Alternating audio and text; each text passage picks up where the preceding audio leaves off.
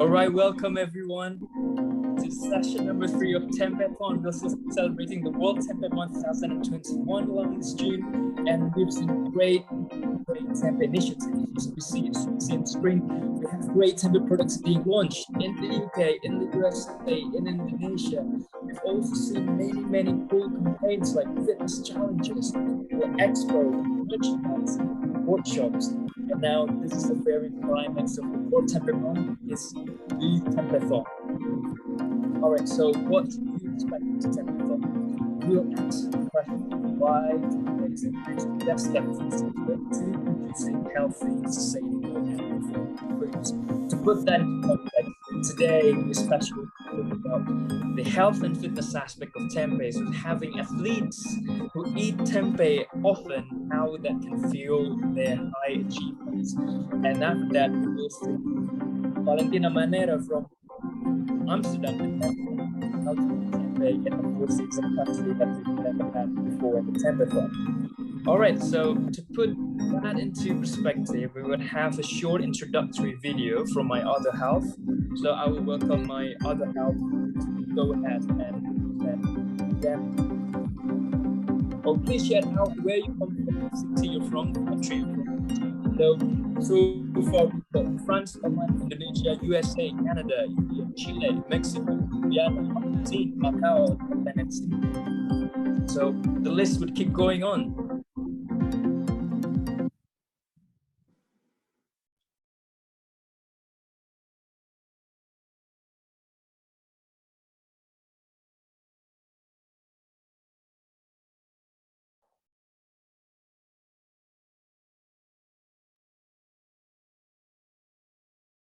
Celebrating this World Tempethon, the world's first Tempeh virtual conference. We're also celebrating this World Tempeh Month, and we've seen great new Tempeh products, great Tempeh initiatives for the sake of sustainability, health, and affordability of foods from all around the world. So we're going to kick off this whole Tempethon thing today by hitting all of the topics that we'll discuss in the Tempethon, either it's again, with health and fitness, we got entrepreneurship, innovation, we have cooking, and of course, fermenting. All right, so all this Tempeh frenzy, in a good way, started from something personal, actually. So in 2014, I was a student. I was struck by these life-meaning questions. That is about, why my life? What do I live for? How could I leave a mark? And what's my very own mission?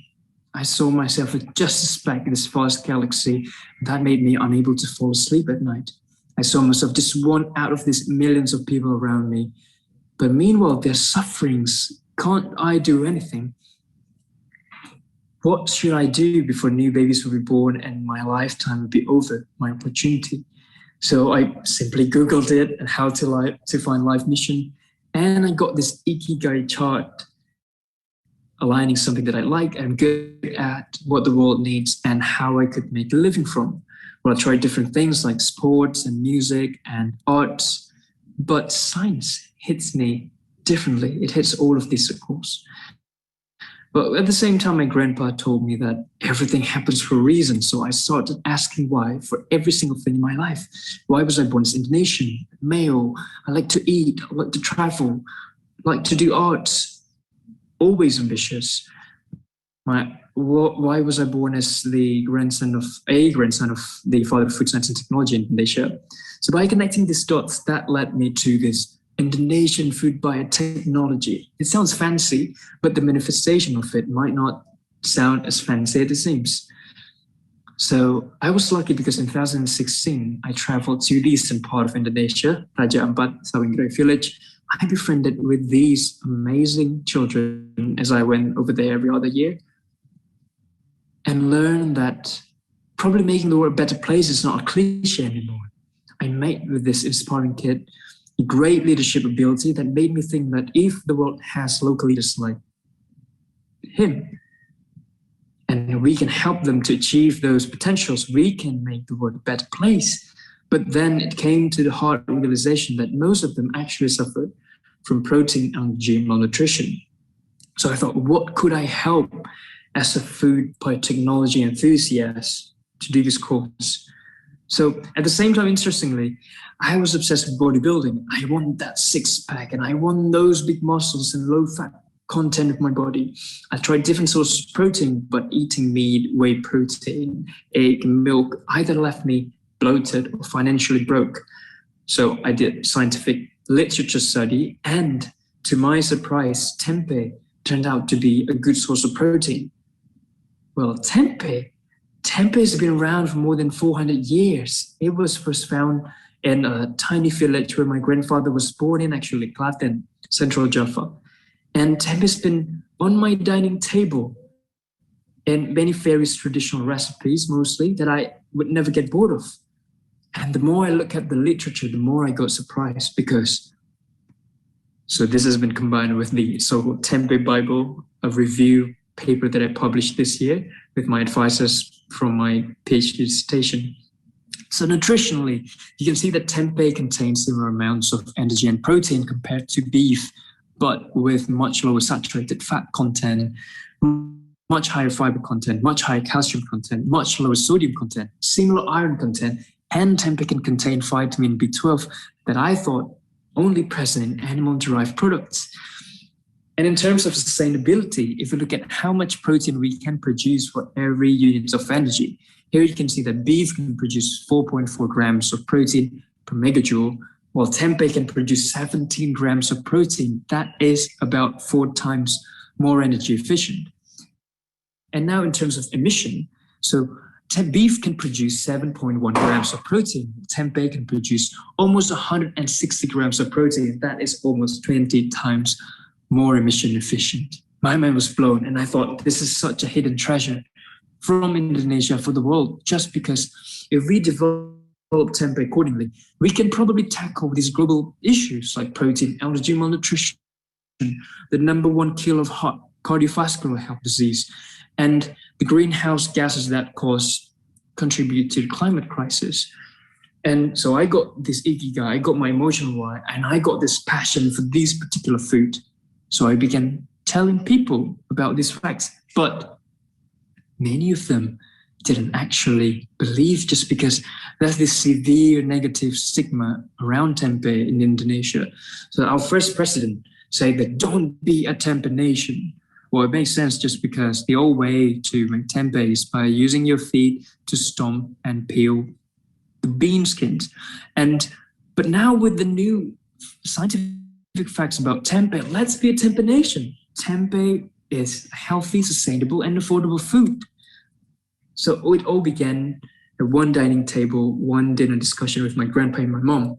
Thought we needed to do something about this Tempeh facts. Probably an international conference on Tempeh would do. So on February 2015, we conducted this conference, a huge success, but we still saw it. It's just the tip of the iceberg. We still need to dig more. So with all this piling new facts about Tempeh potential, for example, as an art, as something that we can innovate on, this should not be bound within the scientific field itself. So we created the Indonesian Tempeh movement, serving like a sandbox for people to collaborate and create beautiful sandcastles to get people's attention towards the values of health, sustainability, and affordability.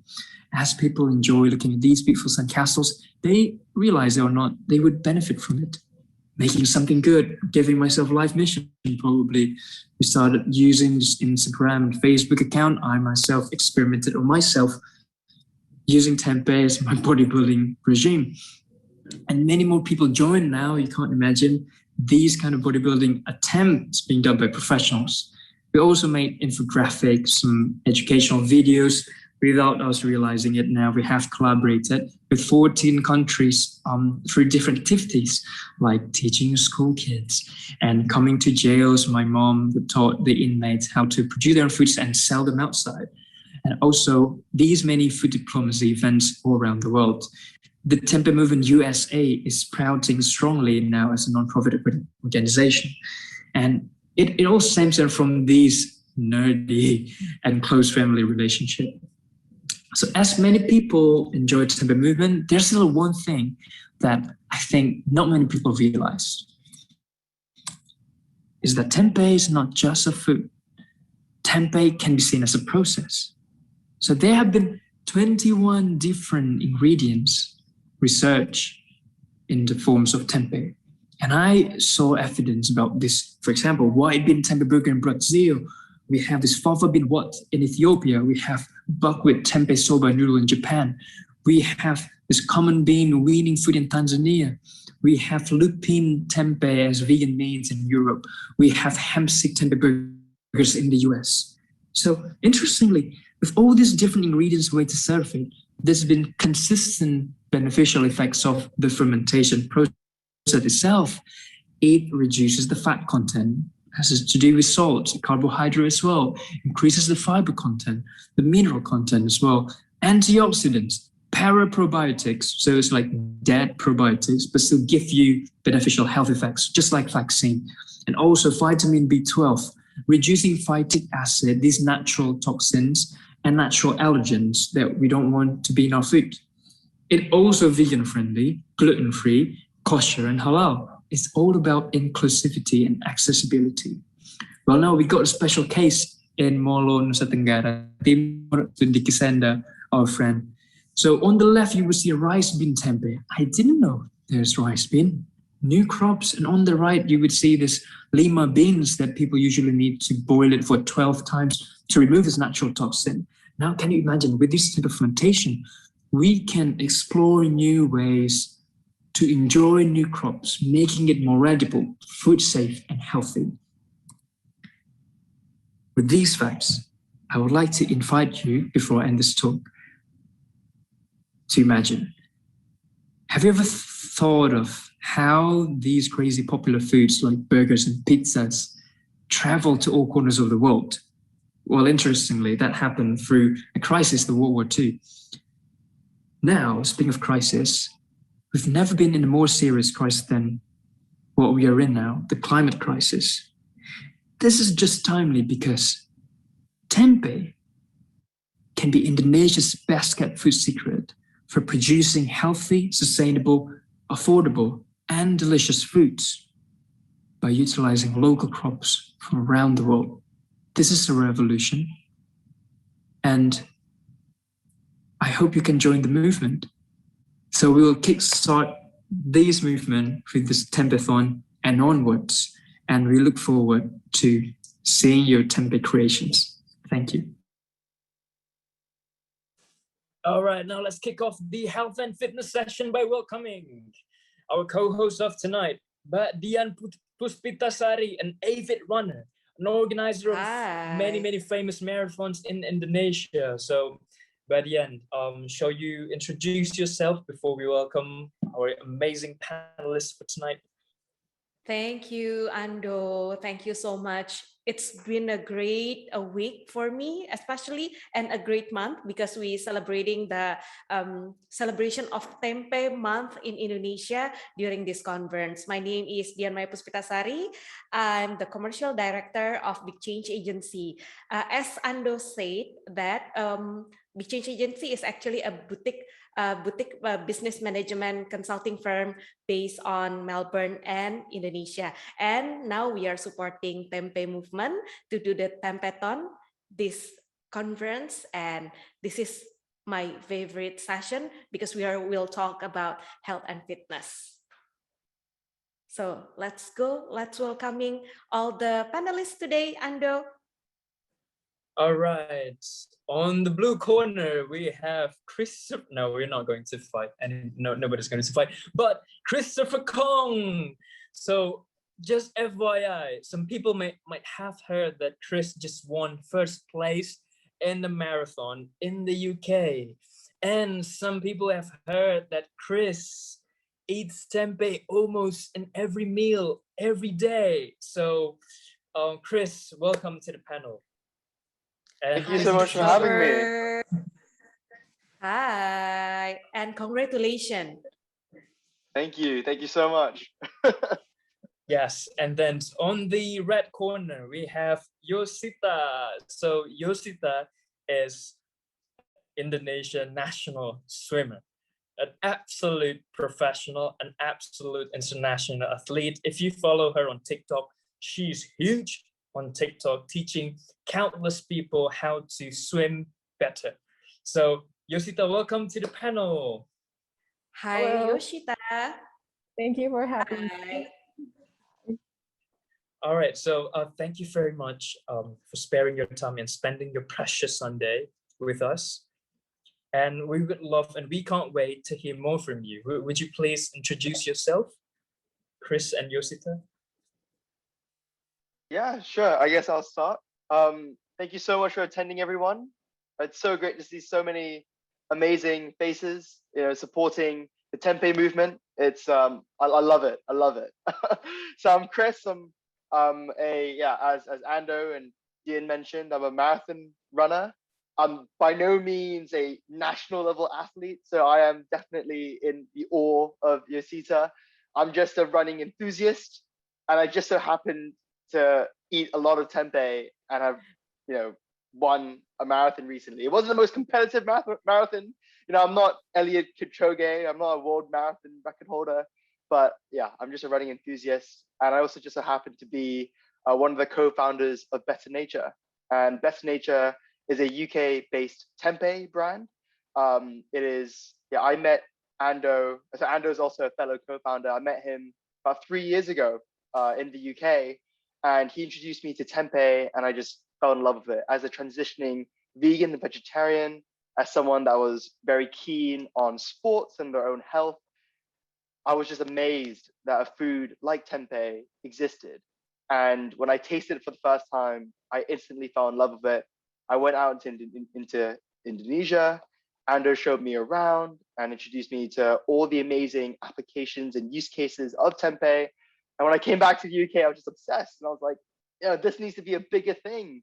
Here, why can't I find tempeh in every local store? Why is it that I need to travel, many, many kilometers to find this niche, organic food store that will have this one tempeh thing that it's in a jar and tastes nothing like the tempeh that I had in Indonesia. So we put our heads together and thought, okay, that's it. We are making tempeh mainstream in the UK, and that's where Better Nature came from. So it's a pleasure to be here, and I look forward to interacting with everyone.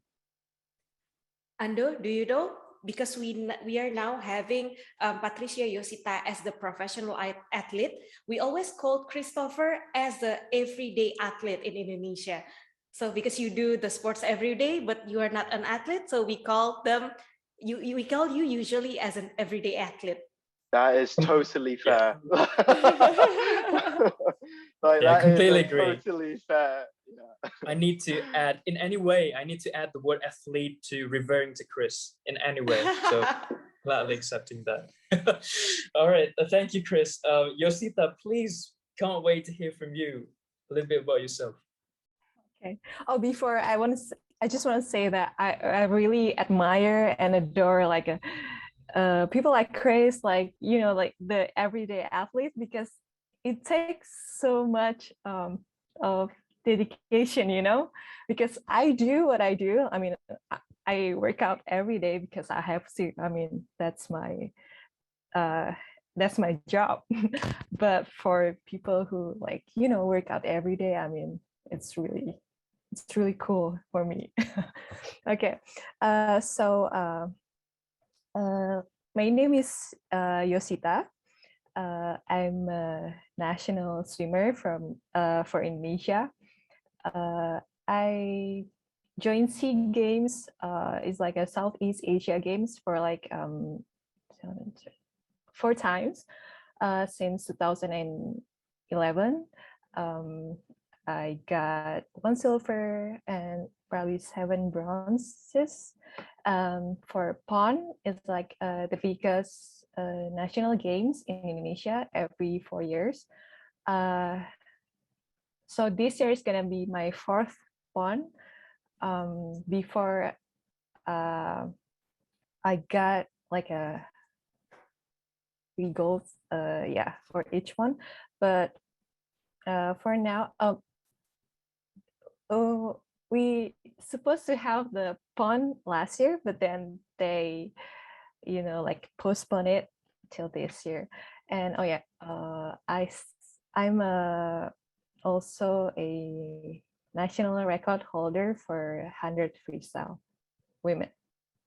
And my journey with Tempeh, a short story, because I do have a high level of cholesterol. I found out like a year ago. So since then, I changed my diet. I don't really eat beef and pork anymore. So for my protein intake, I eat chicken and tempeh. That's how I, like eating tempeh more often. And yeah, it feels great. Wow, Mbak Dian, you got chills when you hear about all those achievements. Exactly. May I know how old are you, Yosita? It's gonna be 20. So, oh, great. Keep on fighting. yeah, but I'm kind of We will support you. Thank you. Wow, gosh. So, wow, amazing, amazing. It's great to hear all of those amazing achievements from yourself. And I definitely got chills. So I think for both of you, can you tell us a little bit more of how you came to doing the active lifestyle of the sports you're doing at the time being, and on the other hand, how your diet had been progressing, and how would you say those two components meet at the center, please? I think we can start with the Christopher Kong, the everyday athlete.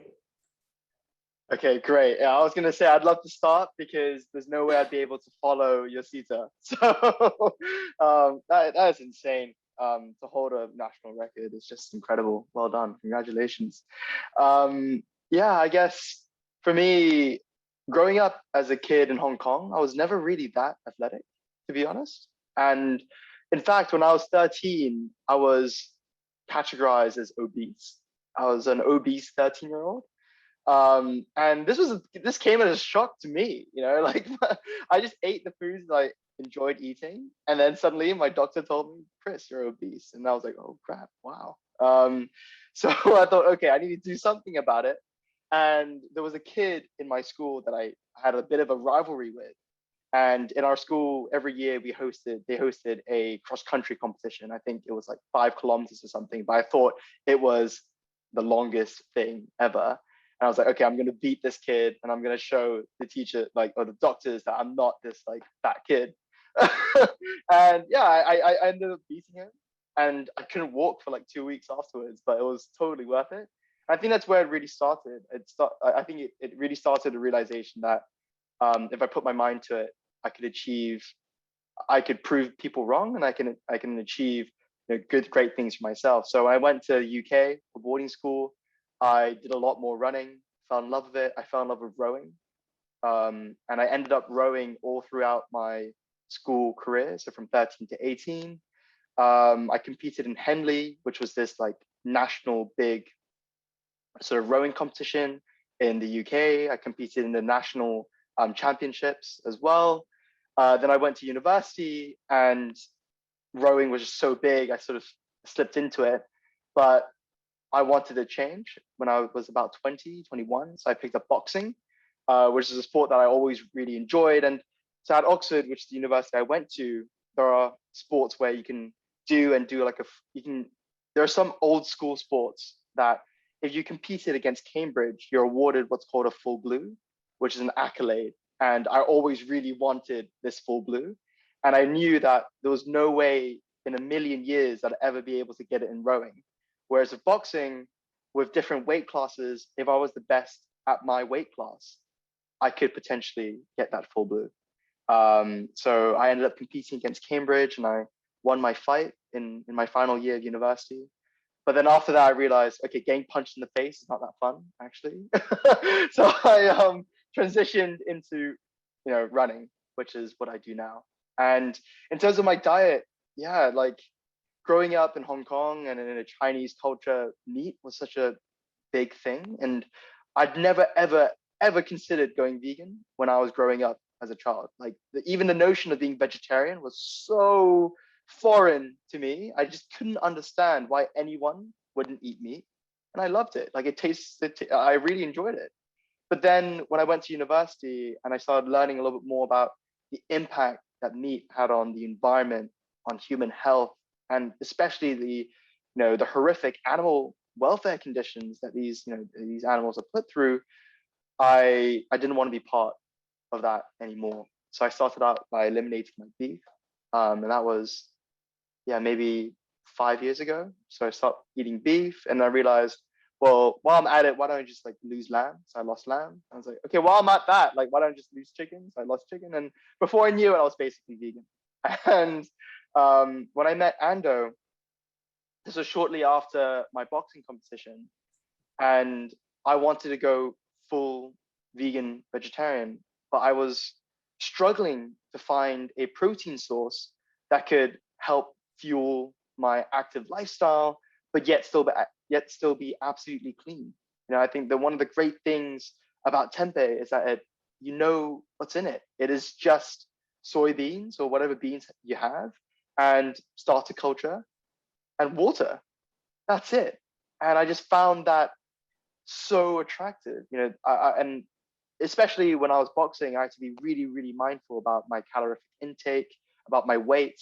So I becoming really obsessed with what actually went into my body. And just the simplicity of tempeh and the versatility and the incredible nutritional content of it was just amazing. And I've been eating tempeh every day ever since.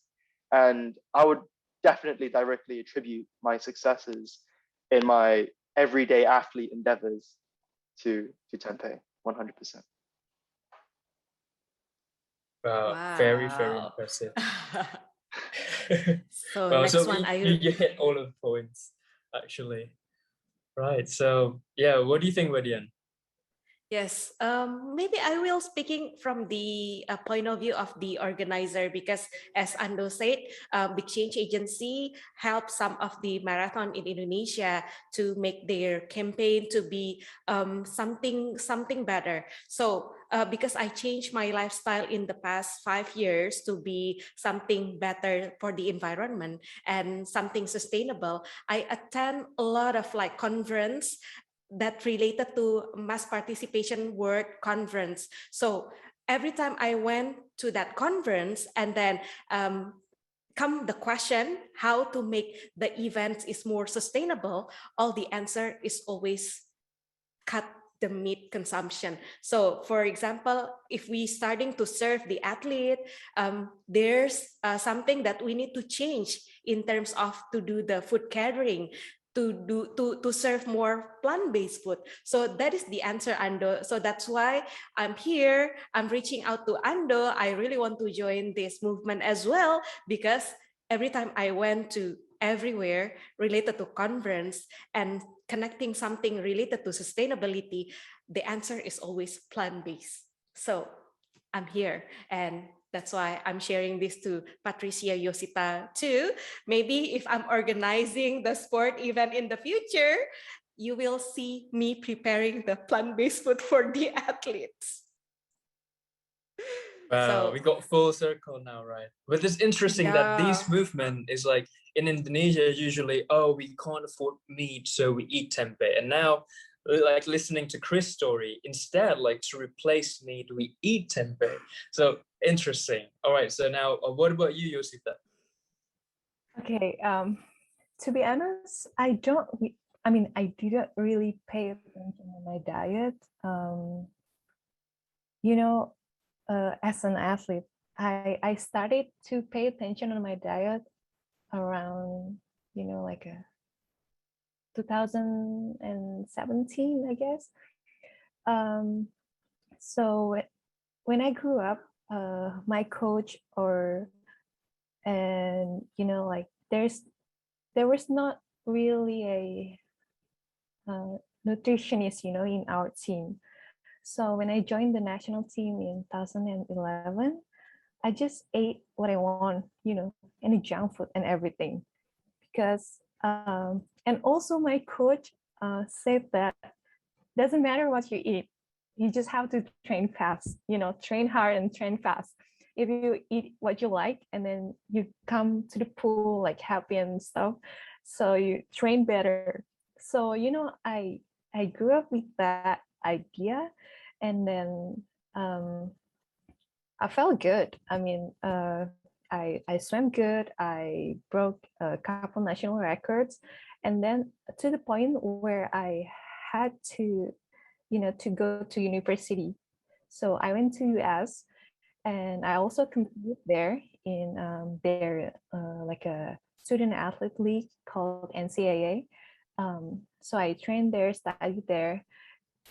Have you heard about the freshman of 15? So every freshman would gain 15 pounds in their first year. And it happened to me. So when I came back to Indonesia after my first year, they were like, wow, you're huge, like you're big.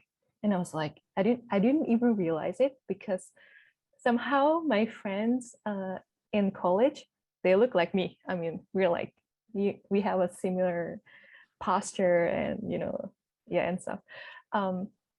So I lose some weight when I, during summer in Indonesia, and then I came back to US again for my second year. I gained weight again. I don't know what happened, probably because I still didn't really pay attention to my diet and just eat. And the cafeteria in my campus, all you can eat, like buffet every breakfast, lunch, and dinner. So it's hard, and they have like the second best, like food in California. So after I graduated, I gained like almost 10K probably, and then I had PON, like the biggest national game in Indonesia. I lost like a 6K in like 4 months. So I competed there. I didn't do good because I still, like overweight. So that's when I started to pay attention to my diet. And then as the result, the next year we had SEA Games. That's when I broke my own national record in 100 freestyle after like 5 years, So, but I just, like eliminate the junk food and the chips and the cookie. That's all. But I still ate beef and stuff, and then turns out that next year I started to feel like a neck pain often every month or every 2 weeks, and it just feels weird. So I checked. I went to the lab, and then I checked, about the cholesterol and everything. Turns out that I really had a really high level of cholesterol, and then it just, shocked me. So since then, I started to eliminate beef and try to eliminate some fried food. It's so hard, but I still eat chicken because I don't know, I cannot live without chicken and eggs. So now I eat tempeh as the the alternative besides beef and other protein. Yeah, so I eat tempeh chicken and eggs for like my protein intake. So that's like a story of how I really pay attention to my diet. But now I've besides my performance, what I feel, in my body, I feel light, and then I don't get sick that much anymore since I really pay attention to my diet. Yeah. Oh, wow. Ando, I think I just found the gold line between this conversation.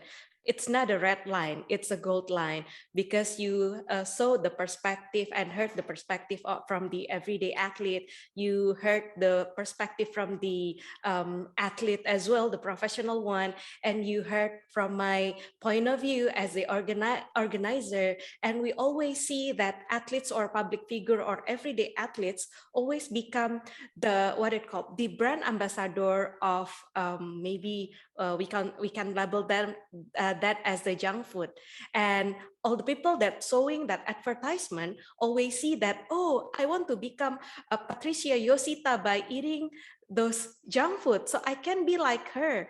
If we can change the game in the sports industry, and then you give a lot of knowledge to the coach, as Yosita shared, that the coach let her to eat everything, and then maybe the world become better. What do Yeah, you think, spot on. Ando? I was just thinking about that, but the movement is definitely starting. Like we got a baseball club in California is actually adopting a vegan diet, and they serve one Tempeh tacos to their athletes. And Forest Green Rovers, a football club in the UK as well. So yeah, and we got some business, like great business, like entrepreneurs in this chat as well. So maybe that will happen, like the education of nutrition through athletes in advertisement will change. Well, amazing. Yes. And yeah, speaking to like what Yosita say, when I was in the States as well, there was something about the general American food. I also gained those freshmen, but not 15 probably, because of the buffet campus food every day. But there's something that in general, how dense the foods are, but calorie wise instead of nutrition wise. So on the other hand, in Indonesia, most of the foods, just probably how much you eat, you would not get as bloated as what you get in the US, at least with my experience. So that's interesting to bring forward. And now I think I'm curious about the sensation that you feel when you eat tempeh and afterwards. Just because, for example, me personally, I love, for example, plant-based meats, but then some products just don't fit my digestive system. I would feel, again, bloated after I eat it, although on the label, nutritionally is amazing. But then very rare products that I would actually eat every day, just like how we eat tempeh and tofu. So maybe Chris and Yosita, could you share your experience, how you feel when you eat tempeh and afterwards? Yeah, definitely. I mean, I totally sympathize, Amber. When I was going through that transition of, from a meat eater to a vegetarian and slowly to a vegan, I thought that a vegetarian diet was eating all these meat alternatives, right? So instead of having a steak or a piece of chicken fillet, I'll have a corn steak or a corn fillet, right? And that's sort of what I did for about a month. And I realized, well, one, it was super expensive, and two, I didn't actually feel that much better. As you mentioned, I think, yeah, like there's some foods that just didn't really sit that well with me. But when I adopted tempeh into my diet, I felt I felt far lighter. Going back to what Yosita was saying, I felt perhaps it was just a mental thing, right? But I did genuinely feel lighter. I felt more energetic. I didn't get that slump after lunch that I used to have. After going to the library when I was at university after lunch was just that was a no-go, because I'd just pass out. I'd end up sleeping in the library till like 5 in the afternoon, and suddenly, wow, all the work that I had to do, I didn't get done. So yeah, I felt much lighter. And obviously I think my consciousness, or my heart felt lighter as well, because I didn't feel like I was contributing to a system that I didn't believe in, and my performance drastically improved. And I think when now that I've done the more research and obviously read a lot of Ando's work, I think it really comes down to that protein digestibility element. The ease of absorption of the protein within tempeh versus other protein sources. So though nutritionally on the nutritional label, it may have the same protein content, what your body is actually able to do with that protein is drastically different depending on that source of protein. And yeah, like I think tempeh has certainly helped with my recovery as well. And it also satiates me. One problem with eating some vegan vegetarian foods is that you don't feel that feeling of being full. It's quite difficult to feel full or to feel satisfied. But with tempeh's bite and the meatiness of biting into tempeh, the sort of the crunch, the huge fiber content of the food, I've certainly felt like I've been more easily satisfied after a meal as a result. So yeah, I think the cleanliness of it, the amazing nutritional facts, and the fact that it actually satisfies my cravings is why I eat tempeh almost every day. Yeah, if not every day. Amazing. Thank you, Chris. And wow, so clean, satisfying, and in food science we've got satisfaction and satiety. So satisfaction is probably mental, but satiety is kind of gut feeling. So yeah, but that resonates with me. Thanks, Chris. And what about Yosita? Yes, I mean, same with Chris. I feel light. I mean, I ate tempeh since I was little, but now since I get more mature, so I could really like think and feel what my body reacts to it. Same with you, Ando. I get bloated easily after I ate, but with tempeh, I don't think I get bloated. So yeah, and then it also helps me with my skin, I guess, or I don't know, or is it just because I don't eat beef anymore, or I start to pay attention to my diet. But yeah, since I also involve more tempeh to my diet, I don't really get acne anymore. Yeah, so that's it. Oh, that's a new information for me. Maybe Ando can give more knowledge about the connection between acne and tempeh. Yeah, actually, so the cause of like acne and even some chronic diseases like cancer, diabetes, Alzheimer, etc., cardiovascular disease, there's this one mechanism called inflammation.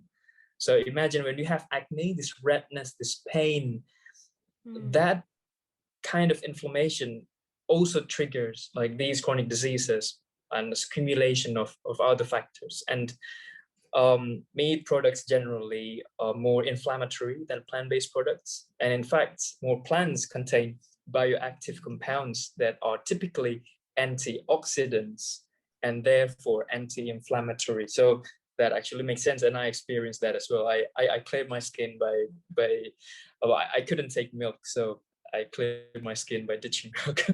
Yeah, wow, very interesting. But yeah, Yes.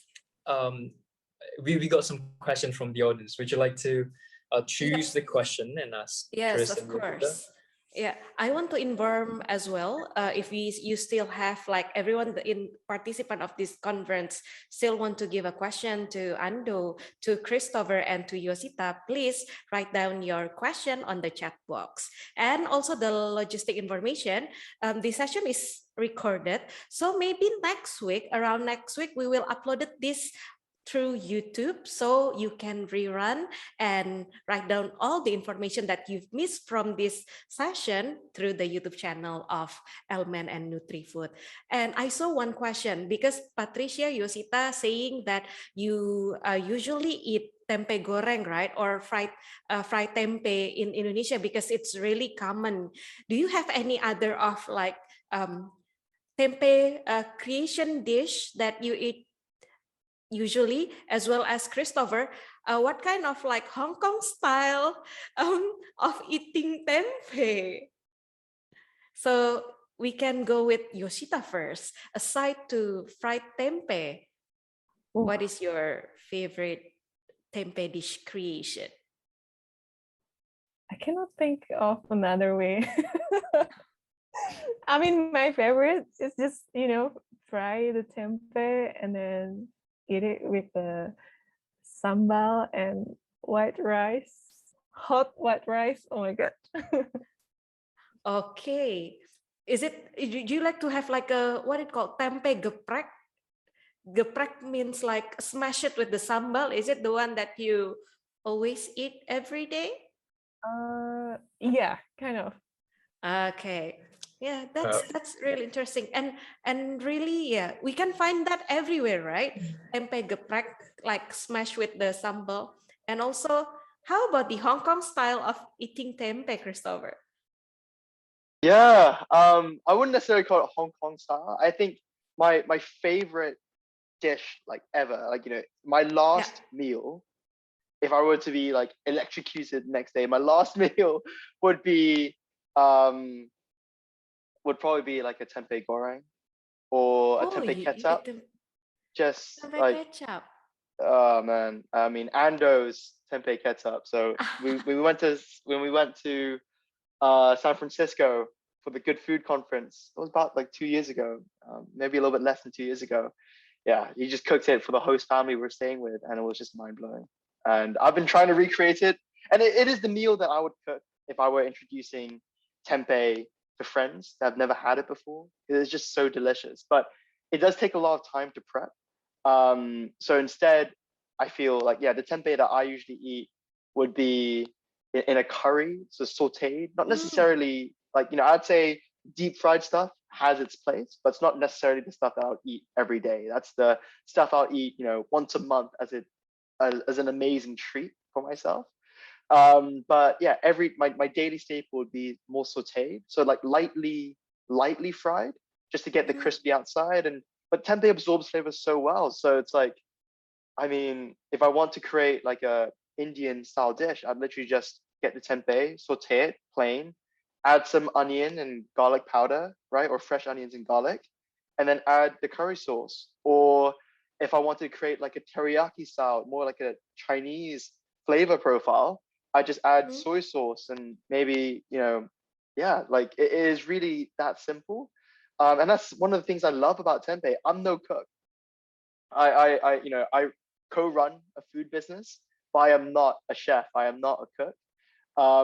But tempeh is just one of those things I feel I could throw into any dish, regardless of whether it's cold or hot, to really Mm. add more protein, to add, as Ando was saying, that satiation to the dish. If it was lacking that satiation, like for me, even though I haven't eaten meat in a really long time, I still feel a meal is incomplete without that center of plate protein.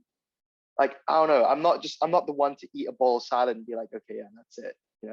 I feel like if that were the case, I'd probably, I don't know, I'd add some of our tempeh rashes. So with at Best Nature, we have a range of sort of pre-marinated tempeh products. I'd sort of lightly fry them and add them to the salad, and there we go. That for me, that's a meal. Um, so yeah, like last night I had a tempeh moussaka, which was amazing. In fact, one of my friends made it for me. Um, yeah, I mentioned like curries are probably my go-to, or just like any sort of tempeh stir fry. Wow.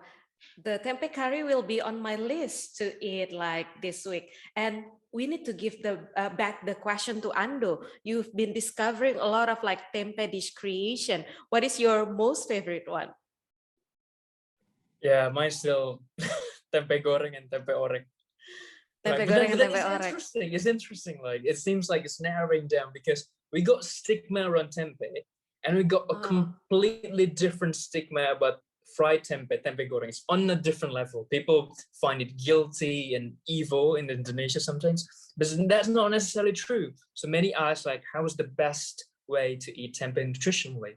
And in fact, in every way of preparing tempeh, there's this plus and minus. So in tempeh goreng, yes, the fat content increases, but because tempeh has low fat content from the beginning, it might not be as guilty if you eat, for example, like fried chicken with all the batter, right? And so that first. And the second one, the protein in tempeh, in fried tempeh, is actually more easily digestible than All right. steamed or boiled tempeh. So we got that advantage in protein absorption in fried tempeh. So wow, that's great. That's great. I think we can answer one more question. I think this one is for Chris, and I would like to hear from Yosita as well. How many grams per day do you consume tempeh, and how often do you exercise? Okay, I think I'm gonna go first as well because I think Yosita is gonna put me to shame. But yeah, grams of tempeh. That's a great question. Probably, I'd say around 200 gram mark. I'm a little bit obsessed, and I do eat a lot. Like I've got a very big appetite, and for me, I'm not the type of person. I mean, ever since my boxing days, I don't necessarily care or pay too much attention on exactly what it is that I eat. You know, in terms of the macros, in terms of the amount of protein, I just try to make sure that I feed myself well, that I nourish myself. And I think that's the most sustainable way of eating foods. Like I can't imagine every single day, you know, looking at the back of pack of every pack of rice or, you know, whatever, and like, you know, counting the calories and counting the fat content. Like that's not me. And then sure, maybe if I did that, I'd perhaps, you know, perform even better as the everyday athlete. But I don't think that's necessarily a sustainable way of eating food. I think food is so much more than just like numbers, right? Food is just, you know, it's, you know, you're looking after yourself. It's like self-care is the way I see food. And I don't like to complicate that self-care element of food with this like pharmaceutical approach to nutrition where everything's sort of measured. So in terms of grams of protein, I don't know, but I'll probably ballpark it and maybe I think like 1 gram per kilogram of weight actually. Yeah, so maybe like 70 grams of protein a day. That's probably how much I'll ballpark it. And I think the need for protein is also a little bit overinflated. You know, the average UK diet gets 70% of how much protein that they need, right, to sustain their life. 70% from the non-animal components of their food. So it's from the rices, the pulses, the veggies that they eat already gives them 70%.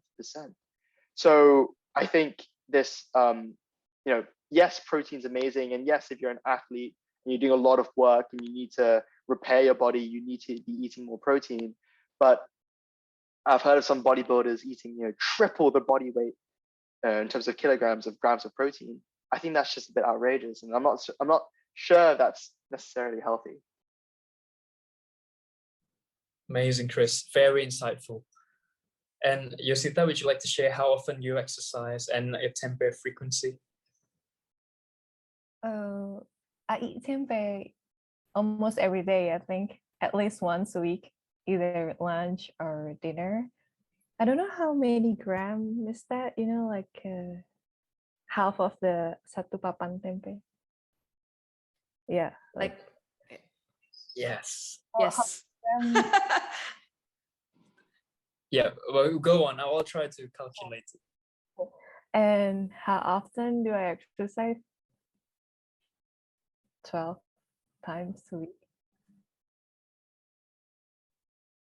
Okay. Yep, that explains everything. Thank you. I'm not okay. I realized I just forgot to answer that last part. I'm not going to answer it anymore. But no, like I think yeah, for me it's maybe like 4 times a week. So I try to, but when I do exercise, I try to make the most out of it. So, but yeah, 12 times, that's incredible. Oh, amazing. Oh, okay. Somebody said, Pak Mardi from NutriFood said, sometimes I eat raw tempeh. It's still warm and you buy the fresh tempeh from the wet market. Yes, raw tempeh is something special. Fresh raw tempeh. And oh, somebody fried tempeh using air fryer, so it's not that sinful for the person. And somebody say that, oh, we can cook tempeh with healthier choice of oils. Yes, absolutely. So wow, this session has been inspiring. This session has been absolutely inspiring. And Chris, you want to say something? Yeah, I was just gonna say, like, another thing about, you know, fat and sin. I don't think fat is necessarily a bad thing, to be honest. I think there's a lot of a lot of this misleading communication around fats, because there are unhealthy fats for sure, like saturated fats, but there are also, you know, as you well know, and what you did your master's on, so the short to mid chain saturated fats from like coconuts, which are actually really good for you, and you've got the polyunsaturated fats, which are excellent for you. You know, as an endurance athlete, it probably is different if you're a sprinter like Yosita, but if you're an endurance athlete, the glycogen that you store, right? So the carbohydrates you're able to carry with you during a marathon, you exhaust that within the first hour. All the glycogen in your muscles, all the blood glucose, all of your glycogen in the liver, that gets, you know, within the first hour. So within the first like third of the run, that's all gone. So what you're left to burn is fat.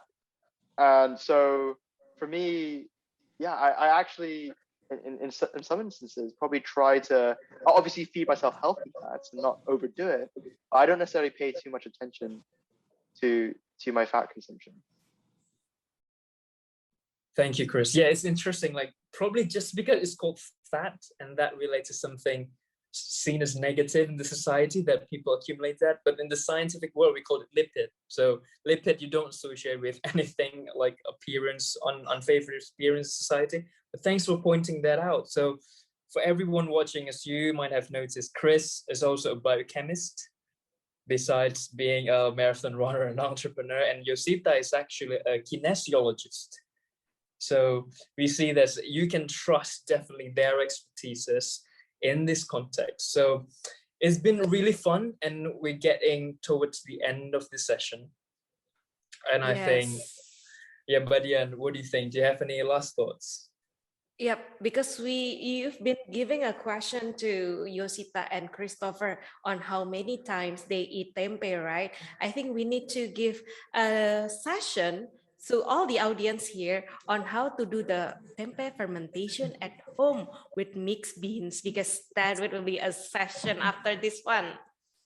Yes, definitely. So after this, before we hear the last messages from Chris and Yosita, we will welcome a very special guest from Amsterdam or before that from Italy, to teach you how to make tempeh in this four-season country with the ingredients that you would not think about. So, all right, so getting pumped up, and we would love to hear the last messages from Chris and Yosita. As an everyday athlete and as a professional athlete, what would you say? What would you tell to people about trying tempeh and in relation to living an active lifestyle? Yeah, that's a great question. I think as the everyday athlete, it's important to have consistency. It's important to adopt activity into your lifestyle for obvious reasons, but in a manner that is sustainable, right? And if you try, if you sort of immerse yourself too deeply into the literature and you aspire to be this, massive bodybuilder, that's fine. You can do that. But if you're looking for something that's more sustainable, something for the long term, it's important to adopt practices that make you feel good, every day. So my final words would be, give tempeh a try. And if you enjoy it, that's amazing, right? Eat as much of it as you want, as much of it as makes you feel good. But if you don't enjoy tempeh, then that's fine too. It's not for everyone, But yes, I'm very much, I think very much about the holistic health of myself, and it's about just adopting practices that you can do every day and be consistent, because consistency is key. And before you know it, you'll also be winning your own marathons. Oh, wow, amazing. So yeah, this holistic sustainability really hits me. And before you know it, you would be winning a marathon. So that was Christopher Kong, a winner of Dartford Marathon with a time of 2 hours and 52 minutes. And that's why he's saying that, the glycogen would be used up in the first half of your run. well, to me, the glycogen will be used up in the first fifth of my run. So thank you very much, Chris, for the inspiring session. And Yosita, you have your last message. I should have gone before Chris though. I mean, he talks so good. From me, I think being healthy, especially in this time during the pandemic, is really our priority. And food, as also Chris has mentioned, food is also about self-care. And as an athlete who has high level of cholesterol, I can say that is really not enough to just working out every day without paying attention on our diet. And we don't have, to be in the, like buying some flaxseed or chia seed, like that kind of superfood, because especially in Indonesia, we have our own, superfood is tempeh. So I think everyone should really try tempeh. And yeah, so that's all. Wow, amazing. Okay. Yosita, record holder of many different competition branches in swimming, and also bronze, silver, and gold medal holders, Indonesian national athletes. It's such a pleasure to have you both and Dian as well in these inspiring sessions. And yeah, please follow them on Instagram. We got Dian at bigchange.agency on Instagram, and Chris at Chris Kong, or Better Nature _ if you prefer, and at Patricia Yosita, right? And on TikTok as well. All right, so thank you very much, and thank you. Thank you all. Thank you both. Yeah, thank you, Anda and Dian, for having me. Thank you for everyone in the audience for tuning in. Thank you all. All right, thank you. All right, Yoga, the mic is yours. Thank you. Wow. All right. Thank you for Ando and Mbak Dian for the first session. Hello, everybody. Good evening, Indonesia. Good morning and good afternoon for the other audiences coming from different parts of the globe. It's a pleasure to meet you again in the third session of Tempethon, the world's first virtual conference on Tempeh. This session is supported by Indonesian Tempeh movement, Ahnan, the Tropical Kitchen, Tofurky, Better Nature, Light Life Plant-Based Protein, Exchange Agency, and also Masak.tv. My name is Yoga Adisatya. You can call me Yoga.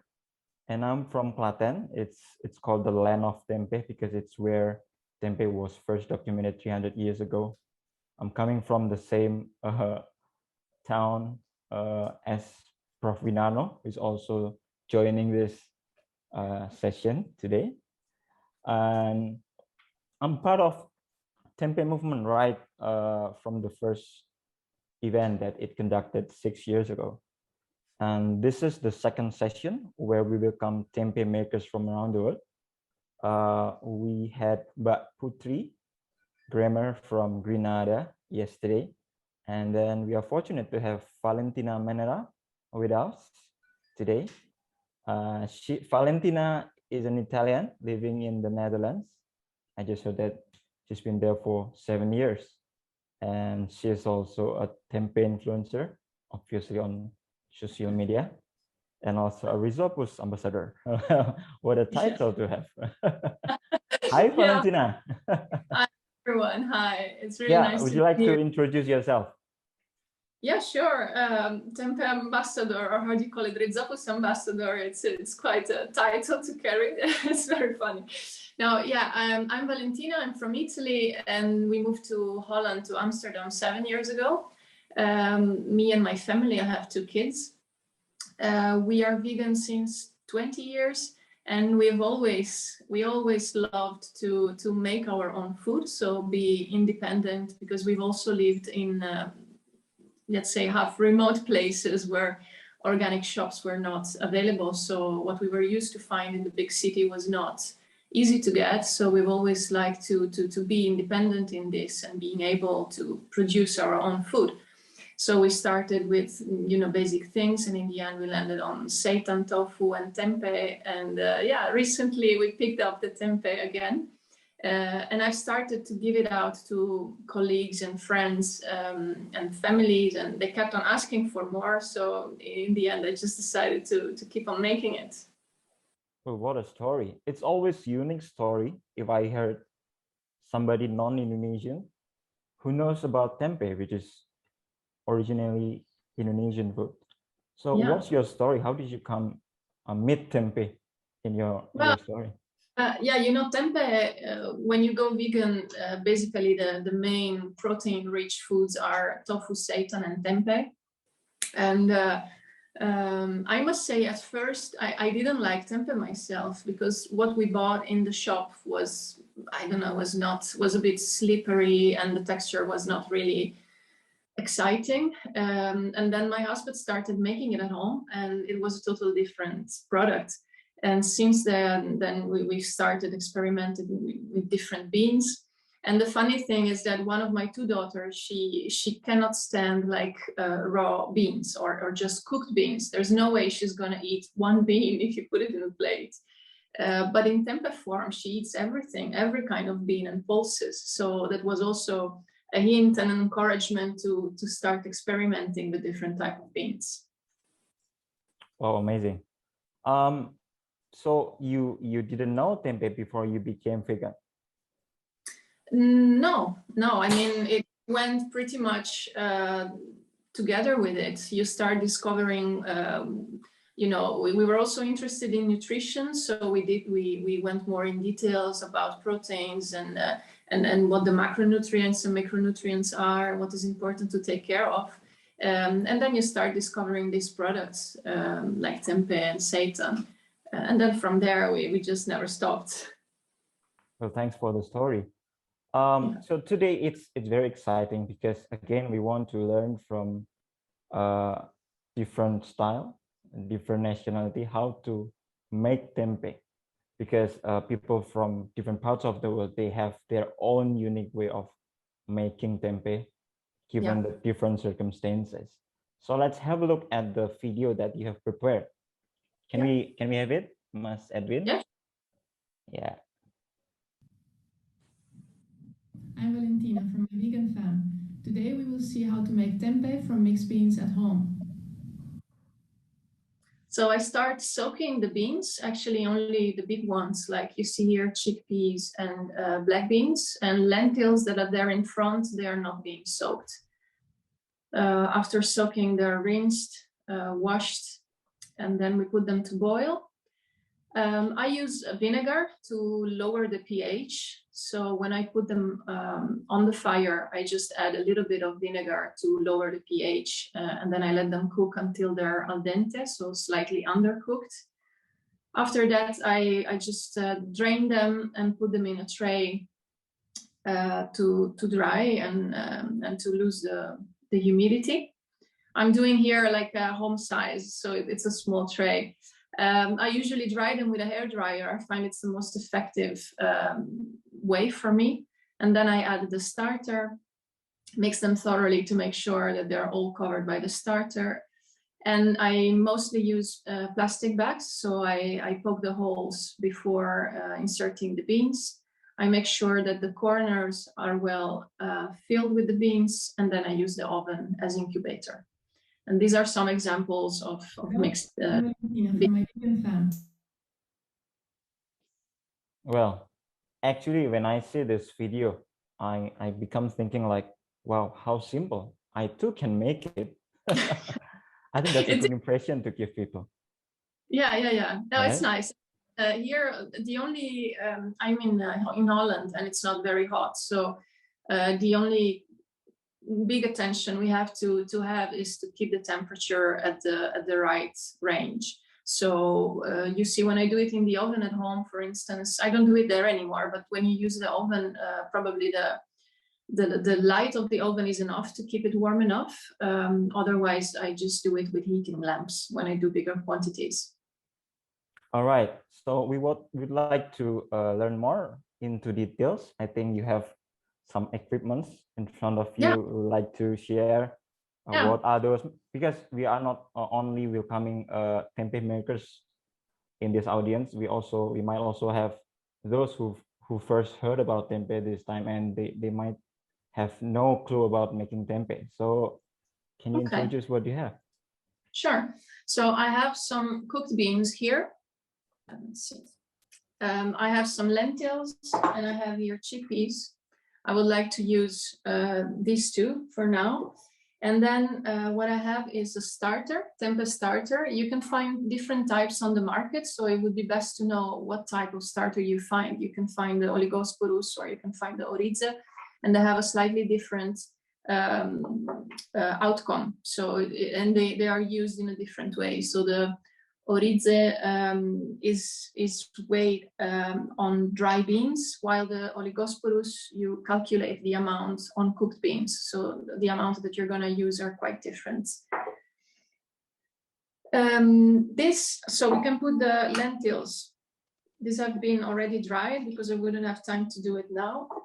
But then I would use a hairdryer just to make sure that the humidity evaporates, and you want to mix them until they get dry enough, so you don't see any droplets either on the beans or in the tray. After drying them, we could add the starter. So let's say this small amount for this amount of beans. This is already diluted in soy and rice flour, so we just need to add it as it is. Then we make sure that the beans are thoroughly mixed with the starter. And then we have to decide which kind of tool we want to incubate the beans in. We can do it either in a plastic bag or in a recyclable one if you find it, or else it's interesting to use silicone as well. For instance, this one, you could make burgers out of it. You could just press the beans inside and then put the lid. And for this mold in particular, we've drilled some holes to let the tempeh transpirate. So this is an option. Another nice option would be to use smaller sizes, like ice cube tray or these silicone shapes, where you could just have nice, funny shapes with your tempeh. That's for your kids? Yeah, well, they don't mind really much as long as it's tempeh for them. And if we use the plastic, then we need to poke holes inside just to make sure that there is enough contact with air. It shouldn't be too much, so the holes shouldn't be too big, but it should be enough to allow the humidity of the beans to get out, and also that it's supposed to transpire. What we want to make sure is that there are no holes or no pouches of air while the beans are fermenting, otherwise that part will turn black. So once the beans are ready, we can just put them in the bag. I'm using here chickpeas and lentils. You can use all kind of beans. Maybe we can see pictures later on, but there's no bean that doesn't really work.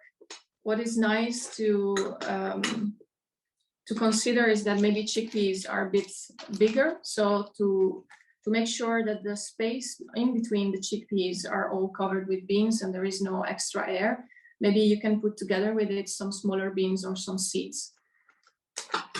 And that will prevent the tempeh to become black.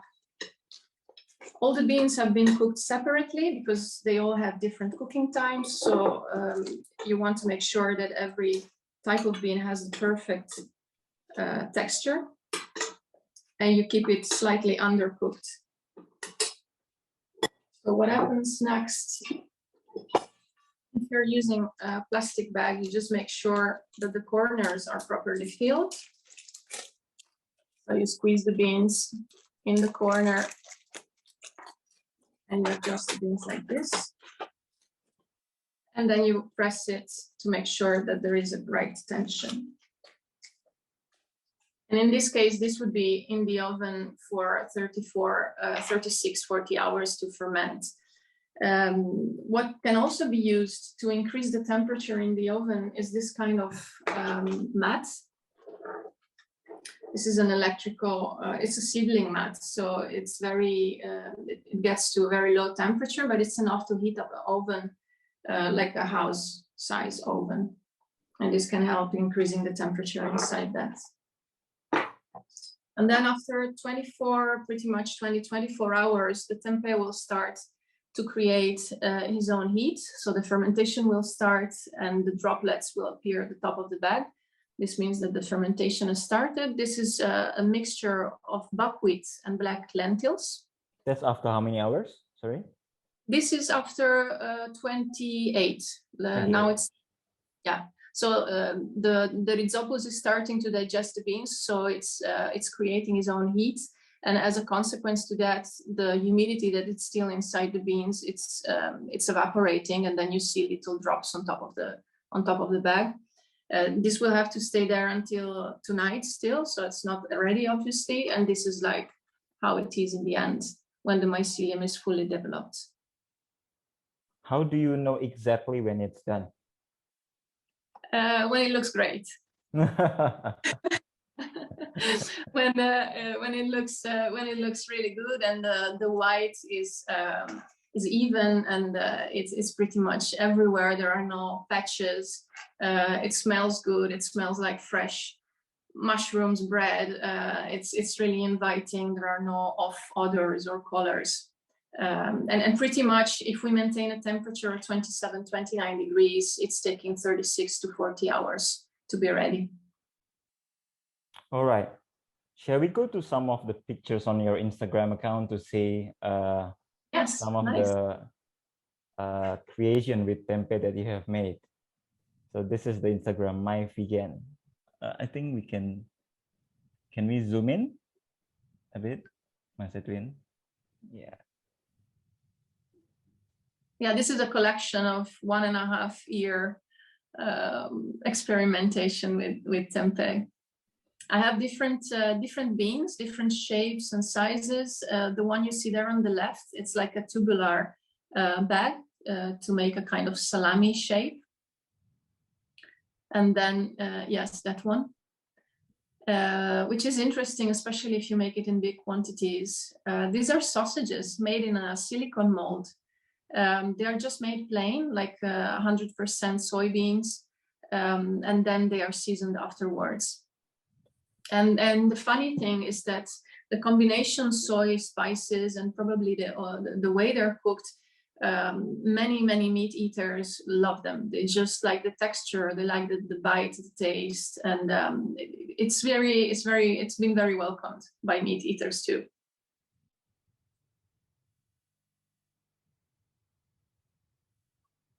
Then further down, yeah, those are the sausages as they come out from the mold. And there was probably... About that one? How about that one, the colorful one? Which one? I think the other two colors tempeh is that you made. Stop there. Yeah, the one. What is that made of? Oh, this one.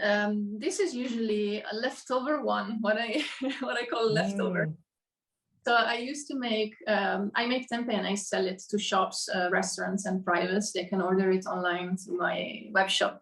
And at that stage, I used to offer 6 types of different tempeh. So I had the green split peas, I had chickpeas, I had black beans, lentils, soy and peanuts, and red kidney beans. So when I was making tempeh, I usually have one production day where I make all the types, and then I make 100% black beans, 100% kidney, and then what's left I just put together in a bag, and that was what was left from that production day. I mean, look at this. I mean, people from Java Island, from my place, they wouldn't imagine that tempeh could be this colorful because ours is just white. Yeah, yeah. I can imagine that because I got contacted by a guy from Indonesia, and he's already producing quite some tempeh for himself and his family, but he needed some help with the mixed beans somehow. And yeah, it felt a bit weird to teach him how to make tempeh as an Italian, you know. But it's crazy, yeah. All right, I think Mas Edwin, can we go up to the Instagram account so that people can give support to Valentina by following this account? The name is my_vegan_fan, because we have questions lining up from the audiences. So I think let's just take them one by one. Yeah, there is one asking, don't you peel the beans or crack them? Hi, sometimes, yes, not always. No, not always. You can, if you're thinking about the chickpeas that I just show, you can use them as whole and you can use them split as well. You have two different results. So if you split them, definitely there is less surface, so the rhizophus can get everywhere. So what you get, it's a tempeh that it's more compact, it's more tight, and indeed the mold will grow more in between the beans.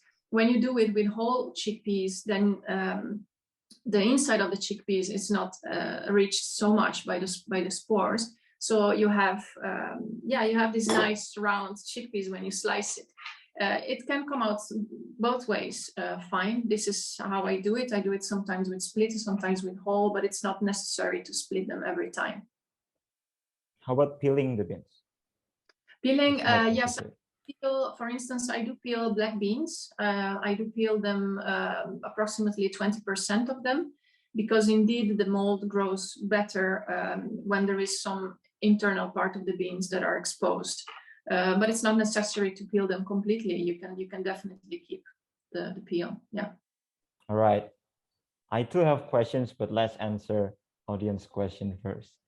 It's super interesting using the ice tray for the silicone mold. Did you make the holes yourself?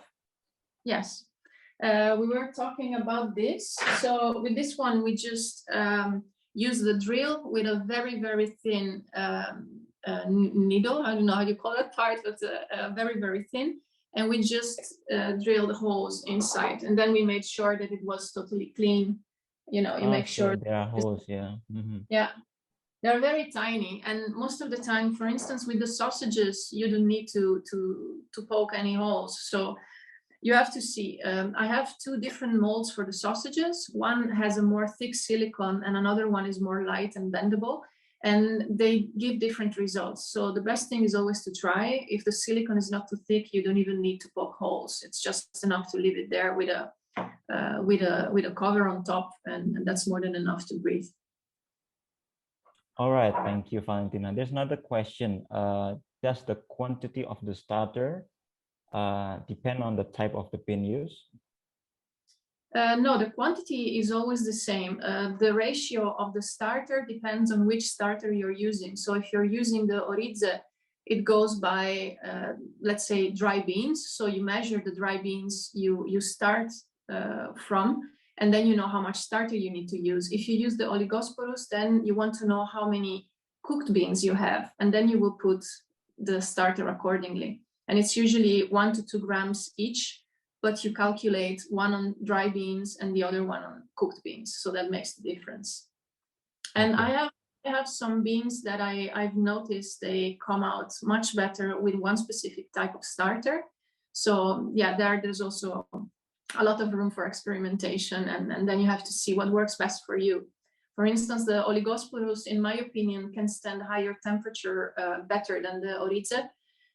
So when it's getting hot, or for some specific beans, I prefer one above the other.